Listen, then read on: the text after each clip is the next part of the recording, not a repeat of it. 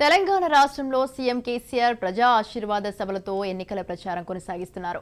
ఈ నెల 13వ తారీఖున భద్రాద్రి కొత్తగూడెం జిల్లా పినపాక మరియు అశ్వరావుపేట నియోజకవర్గాల్లో ప్రజా ఆశీర్వాద సభలు నిర్వహించనున్నారు. ఈ నేపథ్యంలో పినపాక నియోజకవర్గం బుర్గుంపాడు మండలంలో ప్రజా ఆశీర్వాద సభ ఏర్పాట్లు పరిశీలిస్తున్న భద్రాద్రి జిల్లా బీఆర్ఎస్ అధ్యక్షుడు పినపాక బీఆర్ఎస్ అభ్యర్థి రేగ కాంతారావుతో మా భద్రాద్రి ప్రతినిధి Naveen face to face. Telangana రాష్ట్రంలో ప్రజా ఆశీర్వాద సభలతోటి సుడిగాలి పర్యటన చేస్తున్నటువంటి సీఎం కేసీఆర్ ఈ నెల 13వ తారీఖున భద్రాద్రి జిల్లాకు సంబంధించి అశ్వరావుపేట మరియు బూర్గంపాడులలో అయితే ప్రజా ఆశీర్వాద సభలు నిర్వహిస్తున్నారు. దీనికి సంబంధించి ఇక్కడ నియోజకవర్గ ఎమ్మెల్యే రేగా కాంతారావు ఉన్నారు. వారిని అడిగి ఈ సభకు సంబంధించి మరికొంత సమాచారం అయితే తెలుసుకుందాం. సార్ చెప్పండి, ఈ సభకు సంబంధించి అంటే జన సమీకరణ కావచ్చు లేకపోతే ఏర్పాట్లు ఏ విధంగా చేస్తున్నారు? ఈ జిల్లాకు సంబంధించి అశ్వరావుపేటలో 13వ తారీఖు ఉదయం అశ్వరావుపేటలో, మధ్యాహ్నం పినపాక నియోజకవర్గానికి సంబంధించి బూర్గంపాడులో ప్రజా ఆశీర్వాద సభలు ఏర్పాటు చేస్తూ ఉన్నాయి. దీనికి సంబంధించినటువంటి ఏర్పాట్లన్నీ కూడా పూర్తిగా వస్తూ ఉన్నాయి. ప్రధానంగా ప్రజలు స్వచ్ఛందంగా కదిలి రావడానికి సిద్ధపడతా ఉన్నారు.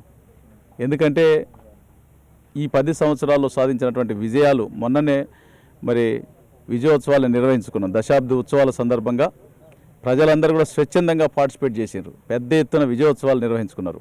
మరి అదే ఉత్సాహంతో ఈరోజు ఎన్నికల్లో కూడా ఖచ్చితంగా 24 గంటల కరెంటు కానీ, రైతు బంధు కానీ, రైతు బీమా కానీ, KCR kit, nutrition kit, KCR nutrition kit కానీ, మరి ప్రతి నియోజకవర్గానికి సంబంధించినటువంటి 100 పడకల హాస్పిటల్, నియోజకవర్గ హెడ్ క్వార్టర్లో మరి మెడికల్ కాలేజీ, జిల్లాకు ఒక మెడికల్ కాలేజీ, ఈ జిల్లాకు సంబంధించి భద్రాద్రి పవర్ ప్లాంట్ కానీ, సీతారామ ప్రాజెక్టు కానీ, సీతమ్మ బ్యారేజ్ కానీ, మరి జిల్లా కలెక్టరేట్లు, ఇవన్నీ చూసిన తర్వాత ప్రజలు కళ్ళ ముందు అభివృద్ధి కనిపిస్తూ ఉంది.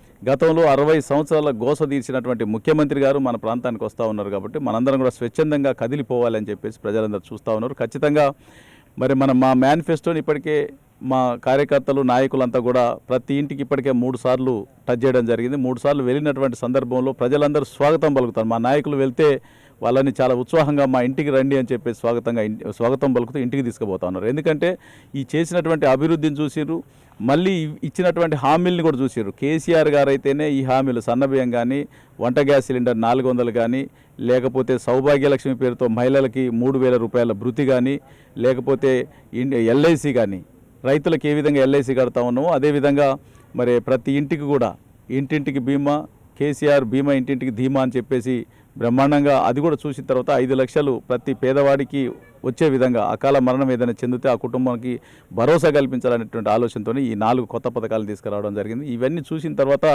కేసీఆర్ గారితో సమతూగేటువంటి నాయకుడు ఈ రాష్ట్రంలో లేడు. ఈ రాష్ట్రంలో పాలన కొనసాగాలంటే మరి కొత్త పథకాలు మనకు రావాలంటే ఖచ్చితంగా కారు గుర్తుపైన ఓటేయాలి. ఈసారి రేగా కాంతారావు గారిని గెలిపించుకుంటేనే మరి రాష్ట్రంలో ముఖ్యమంత్రిగా కేసీఆర్ గారు 3వసారి ప్రమాణ స్వీకారం చేస్తారు. ఇవన్నీ అమలు జరుగుతాయని చెప్పేసి ఆశిస్తూ ఉన్నారు. ఇంత పెద్ద ఎత్తున చేసినటువంటి అభివృద్ధి సంక్షేమమే మా అభ్యర్థుల్ని, మా 5 అభ్యర్థుల్ని, మా జిల్లాకు సంబంధించి 5 అభ్యర్థుల్ని విజయ తీరానికి చేరుస్తుందని చెప్పి సందర్భంగా తెలియజేస్తా ఉన్నాం.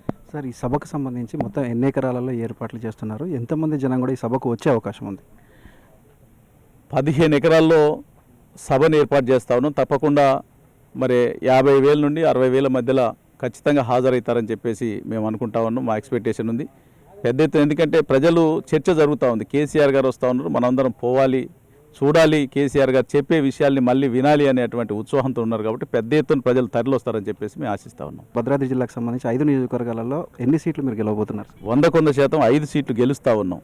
ఎవరు ఎన్ని ప్రయత్నాలు చేసినా, ఎన్ని కుట్రలు చేసినా, కుటిల ప్రయత్నాలు చేసిన డబ్బు ఉంది కదా అనే ఆలోచనతో, అహంకారంతో మేము డబ్బులు పెట్టి కొంటామంటే ఈ జిల్లాకు సంబంధించినటువంటి ప్రజానికం అట్లా అమ్ముడుపోయేటువంటి ప్రజానికం కాదు. 100% ఈరోజు కళ్ళ ముందు అభివృద్ధి కనపడతా ఉంటే మరి ఏదో పుట్టబోయే బిడ్డ కీలటం పోయినట్టుగా పోయే పరిస్థితి లేదు. ప్రజలందరూ చాలా సానుకూలంగా ఉన్నారు. 5 సీట్లకి 5 సీట్లు గెలిచి తీరుతాం. భద్రాద్రి కిలా పైన మరి గులాబీ జెండా ఎగరవేస్తాం. మొత్తంగా మనం చూసుకుంటే అంటే సీఎం కేసీఆర్ ప్రజా ఆశీర్వాద సభలకు సంబంధించి ప్రజలు స్వచ్ఛందంగా అయితే ఈ సభకు తరలి వస్తారని చెప్తున్న పరిస్థితి ఉంది. కెమెరామెన్ ఉదయ్తో నవీన్, రాజ్ న్యూస్, భద్రాద్రి జిల్లా.